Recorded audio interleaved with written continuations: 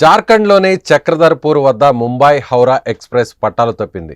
మంగళవారం తెల్లవారుజామున జరిగిన ఈ ప్రమాదంలో 2 మృతి చెందారు. మరో 20 మంది తీవ్రంగా గాయపడ్డారు. ఘటనా స్థలానికి రైల్వే అధికారులు చేరుకున్నారు. గాయపడిన వారిని హాస్పిటల్కు తరలించారు. ప్రయాణికులను గమ్యస్థానాలకు చేర్చేందుకు ప్రత్యామ్నాయ ఏర్పాట్లు చేస్తున్నారు అధికారులు. జంషెడ్పూర్ వద్ద 80 కిలోమీటర్ల దూరంలో ఉన్న బరంబంబు ప్రాంతంలో తెల్లవారుజామున 3 గంటల 45 నిమిషాల్లో ఈ ప్రమాదం జరిగింది.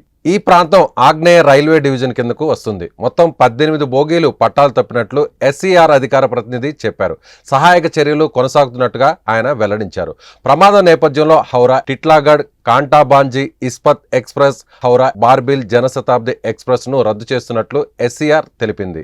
మరికొన్ని రైళ్లను దారి మళ్లించినట్లు వెల్లడించింది. ఘటనా స్థలానికి కొంత దూరంలో మరో గూడ్స్ రైలు కూడా పట్టాలు తప్పినట్టు అధికారులు తెలిపారు. ఈ 2 ప్రమాదాలు ఒకేసారి జరిగాయా అనే విషయంలో ఇంకా స్పష్టత లేదని చెబుతున్నారు అధికారులు. అలాగే అక్కడ జరిగిన ప్రమాద తీవ్రతను కూడా ఇంకా అంచనా వేయాల్సి ఉందన్నారు.